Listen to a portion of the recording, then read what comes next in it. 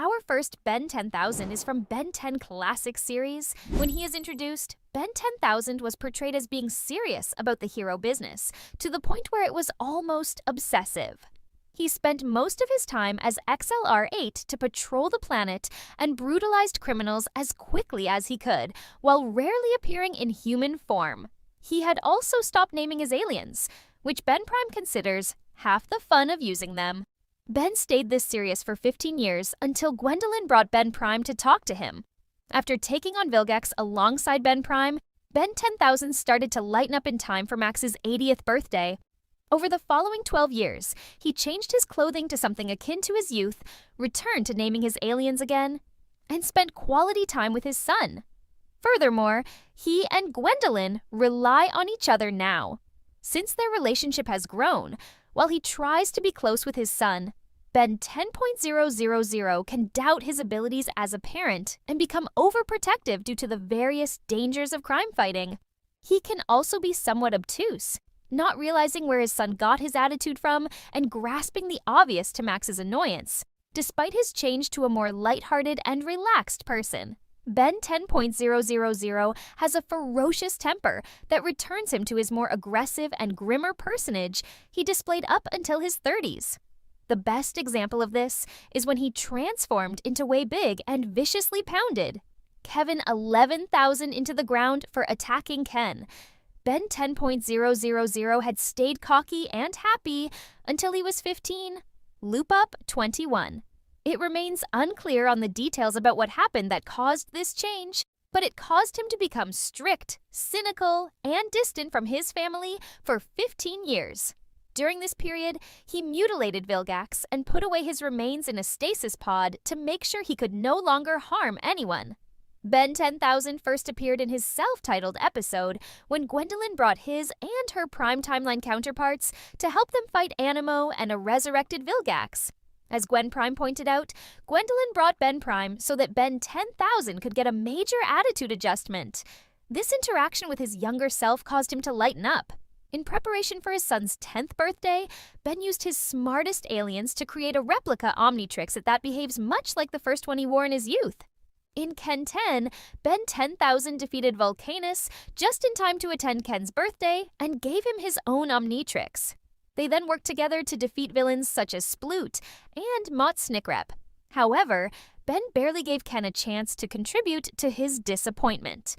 Ben 10,000 and Ken rekindled their relation when working together to defeat an escaped Kevin 11.000, Kevin's son, who also helped to defeat his father, was given the opportunity to live with the Tennysons following their victory. In Ben 10,000 Returns, Ben 10,000 was mentioned by Kevin, and another Ben 10,000 when Professor Paradox mentioned that they traveled into cross-time. Ben 10,000 is highly acrobatic, able to execute a backwards somersault off a hoverboard in midair. Ben 10,000 has enhanced reflexes, allowing him to dodge attacks with ease. When presented with a problem, Ben 10,000 presents a quick and logical response to it. His intelligence is most evident by his creation of Ken's Omnitrix via the collaboration of multiple intelligent transformations. His sharp mind allows him to take advantage of most situations and turn the tide in his favor. Ben 10,000 can transform into any of his aliens at will due to having unlocked the Master Control. As Ben got older, the Omnitrix also transformed, thereby giving him more control and access to more aliens. Ben 10,000 has mastered his alien forms and is capable of using their powers to their fullest potential. This is thanks to both years of practice and Ben enhancing each of his aliens with nanotech. As such, the aliens themselves have changed, with their appearances being different and their abilities being at greater levels. Ben 10,000 carries null void containment eggs to imprison his enemies. Ben 10,000 owned a hoverboard, which was destroyed by Vilgax prior to meeting his Prime Timeline counterpart. Ben 10,000 would use a repeated method over several years, and as such, anyone who has knowledge of his tactics, such as Vilgax, would easily overcome him until Ben 10,000 began using juvenile antics. Much like any version of Ben, Ben 10.000 is unable to take on any stronger enemies without the help of the Omnitrix And he can be a bit of a hothead. Our next Ben 1000 from Ben 10, Ultimate Alien Series. Ben 10.000 was rather tall, had a thick and muscular build due to the various adventures he had experienced that had left him in shape, and sports a full beard. His hair was combed left-sided, and he wore a customized skin-tight outfit consisting of a dark graphite round-neck t-shirt with a custom white hourglass design in the middle. The shirt was tucked in his green pants pulled up to his waist, a belt with multiple pouches, and black calf-high boots with brown straps on them. Compared to the Ben 10,000 from the original series, this one was much more like Ben Prime. He was cocky and laid back for an adult, and tended to make jokes, even when fighting. He easily got full of himself and enjoys attention. As a professional hero, Ben has had many more adventures than his 16-year-old self. During this period, he gained more powers to show for his reputation and learned how to use some magic in his human form from his cousin Gwen. Ben eventually unlocked his greatest transformation, an ultimate form for his human form known as Ultimate Ben.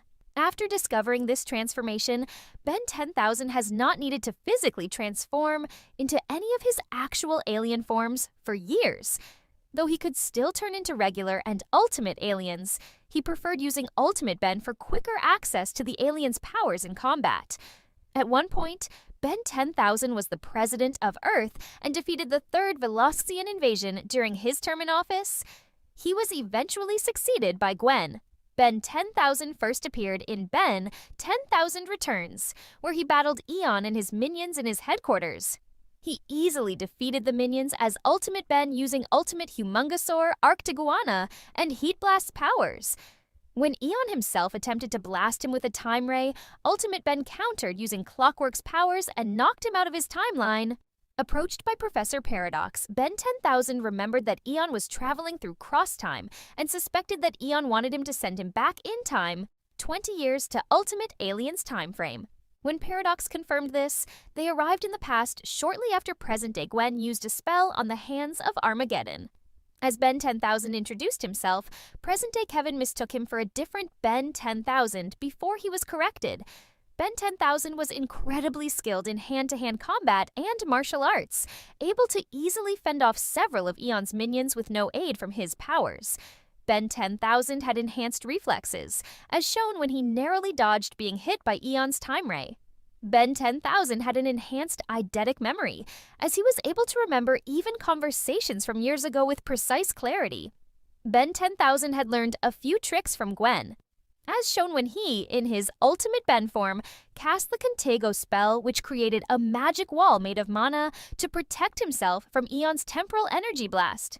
Ben 10,000 seemed to have a good understanding of the Ultimate tricks, as he was able to restore Way Big, Swampfire, and Ultimate Swampfire after they were destroyed, while unlocking several new aliens his Toon Self did not yet have access to. He also knew the Master Control Code, though he refused to give it to his younger self since he claimed that he was already in enough trouble with Azimuth. Ben 10,000 had unlocked and mastered all the powers of the Ultimatrix.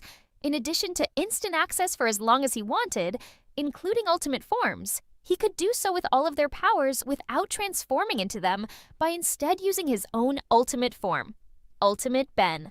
Ben started calling himself Ben 10,000 after the Plutonian Revolt of 2022. The Ultimate Alien database from the Ben 10 Ultimate Alien, The Return of Heat Blast DVD, claims that Ben 10,000 is married to Cal Tennyson and has 2 kids. Love. However, this isn't necessarily true, as the DVD treats this Ben 10,000 as the same one from the original series. Our next Ben 10,000 is from Ben 10 Omniverse series. Ben 10,000 possesses a commendable amount of bravery and courage.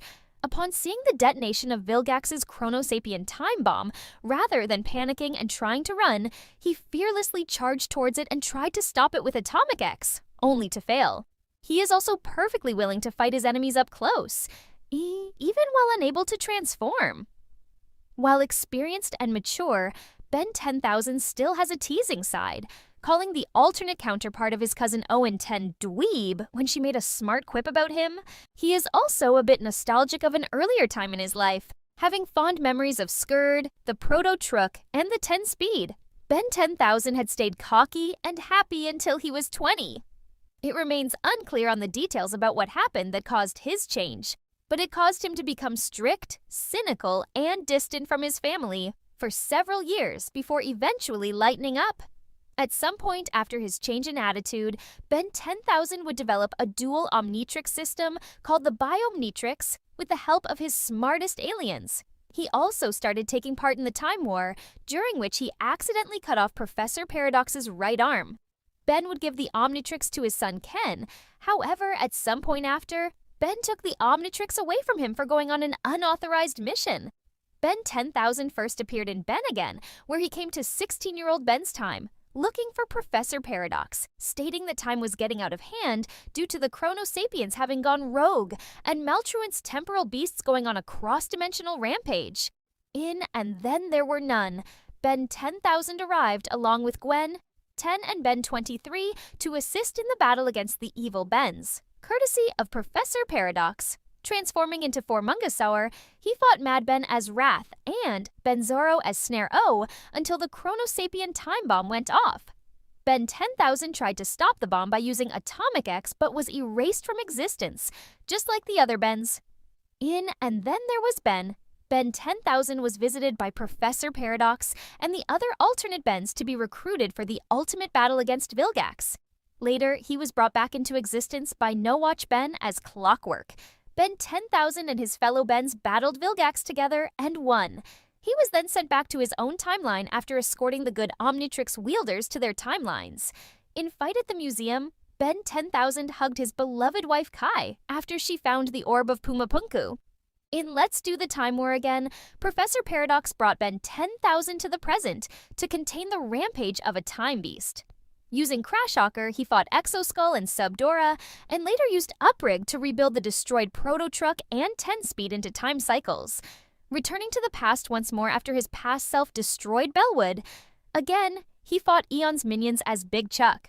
Once the crisis was resolved, Paradox took Ben 10,000 back in time to close the time loop that they created before sending him back to his own time.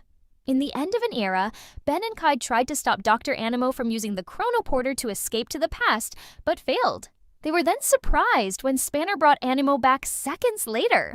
Ben greeted him warmly, remarking that he had not seen him in years. Ben called for Ken, who came into the room carrying the Omnitrix, which Kai confiscated as he was grounded, and was confused by Spanner suddenly vanishing. The family teleported to Plumber headquarters to attend Max's retirement party, bringing Animo to be imprisoned. In the middle of the party, the power suddenly went out due to a solar flare. Gwendolyn sensed Maltruant's presence, and she, Ben, and Kai went to confront him. After briefly being unable to use the Biomnitrix due to the solar flares, Ben battled Maltruant as Atomic X.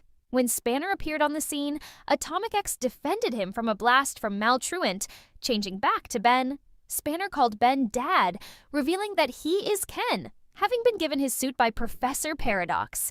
Ben told Ken to go back in time and get help. Shortly after, he, Kai, and Gwendolyn were frozen in time by Maltruant.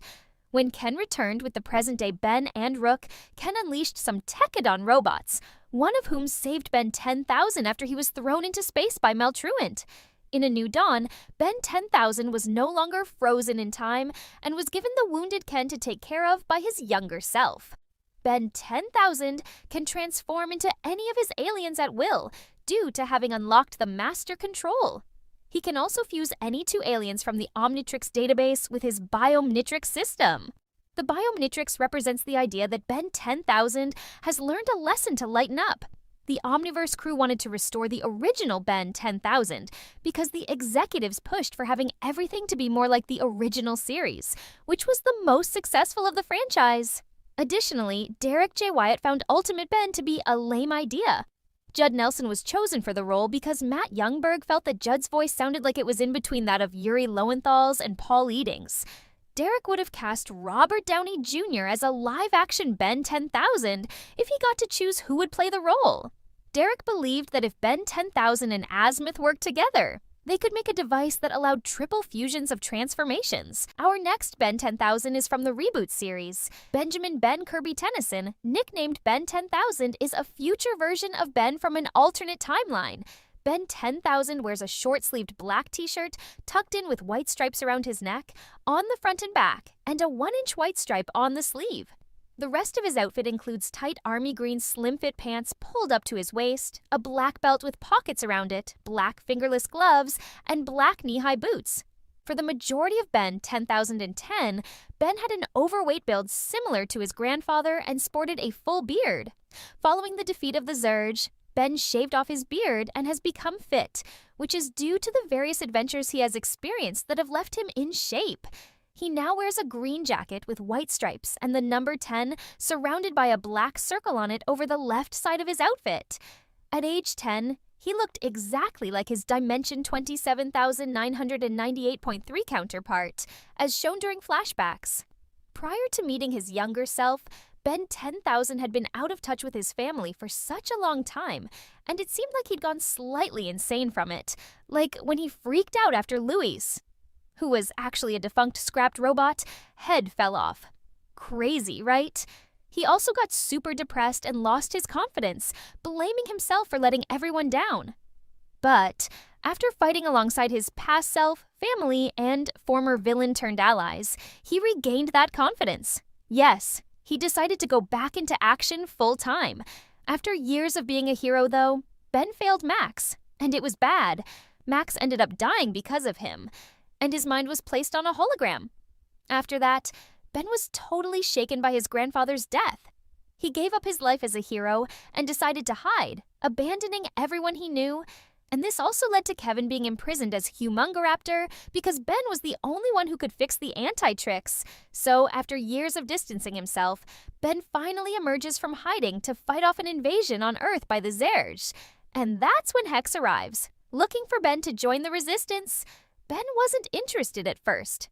But then Grandpa Max comes in and convinces him.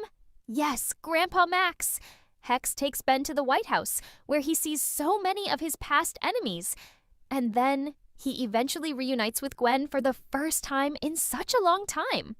After a bit of arguing, as usual, Ben prepares to leave. But then, bam, the Zurge break into the base. Ben transforms into Buzzshock to fight them off.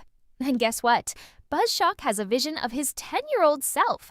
So, with a time tunnel created by Admiral Animal and Sergeant Smythe, he goes back to the exact moment when he used the Surge for the first time. So cool! After defeating the present Steam Smythe using 4 arms, Ben 10,000 explains the problem in the future to Team Tennyson, and then he takes his younger self into the future with him. Now, back in the future, Ben 10,000, Ben, Gwendolyn, and the others try to contain the Zurge.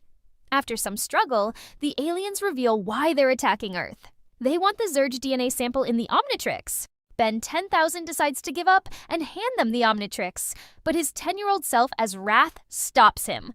He pulls him away from the aliens and tells him that he shouldn't give up, because if someone knocks him down, he should get up and show them that he's strong.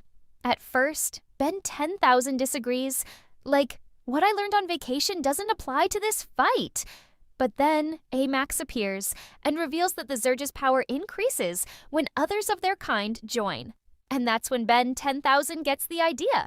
Yes, he and Ben both turn the Surge and try to take some of the Zurge to their side.